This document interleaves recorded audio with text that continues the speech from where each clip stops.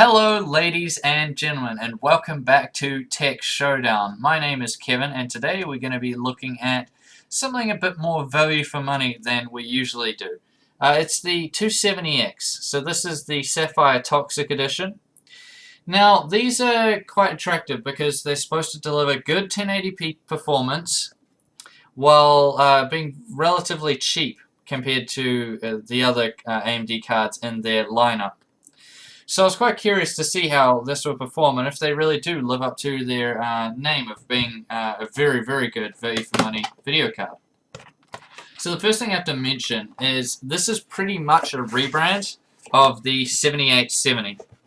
And that's probably not going to surprise many of you, considering that the 280X is a rebrand of the 7970. So, but it is running the 28 nanometer Cell GPU. They sit on a 256-bit memory bus. Let's just take this one up.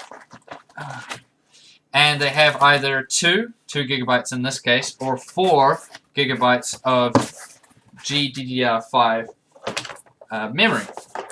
So let's see what the accessories. I'm usually pleased with Sapphire's accessories, so let's see if this pleases me. We come with a driver CD. This shouldn't be pleasing anybody.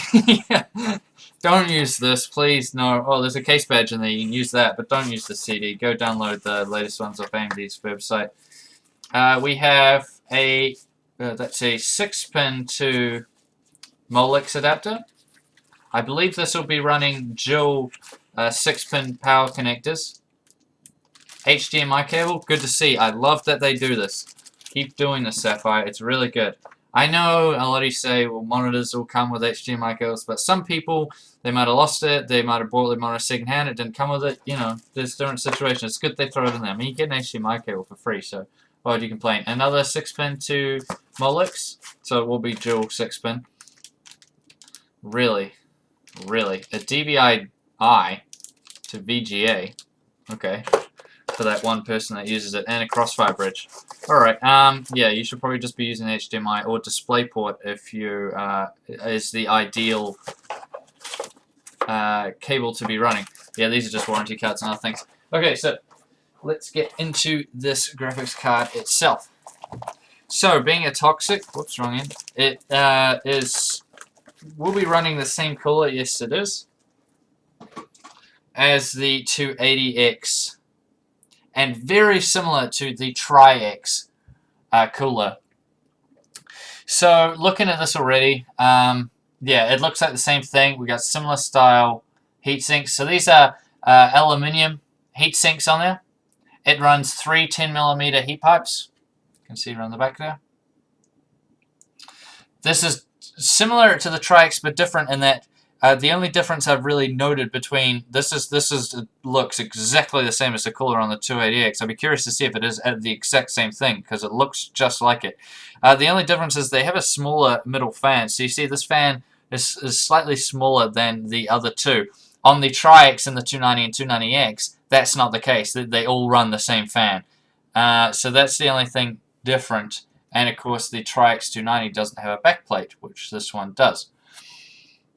So, into speeds. Now, the reference 270X, which I can't find anywhere, so if someone could tell me if they still make them or not, because I looked around, I couldn't find them anywhere, except on AMD's website. So maybe they used them at the start and they got rid of them. I don't know. Like the reference 280X, or 7970 I should say.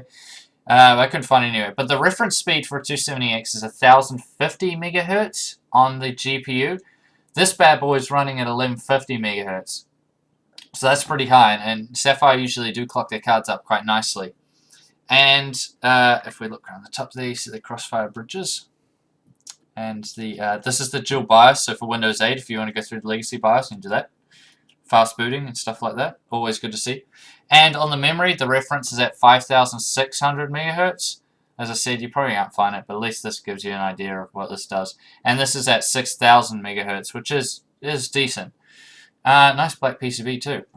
So yeah, so this is supposed to be more value for money. I believe this one is for sale on Playtech for $380. Obviously that's going to change when you're watching this video, and of course if you're not shopping in New Zealand, then it'll differ for the stores you buy from, but generally it's accepted as a very good mid-range. I'd say I haven't tested this yet, but already I'm going to predict that this is probably about the highest of the mid-range cards. I wouldn't say it's the lowest of the high-end cards, but I mean, it's hard to say what one person thinks is high-end or mid-level is, you know, different for everybody. I believe this will light up as well, but because I can see wires going to it, and it did on the 280X, but it doesn't on the Tri-X, which actually has this logo shifted down to the back here. So we'll be trying this out and seeing how it goes. I will be trying this out against the Gigabyte WindForce 270X, so that will be the next unboxing that I will be doing, and then I'll be doing a showdown of the Toxic 270X against the Gigabyte WindForce 270X. So watch out for that. Now, I thank you all for watching. Thanks for watching Tech Showdown, and we'll see you all next time.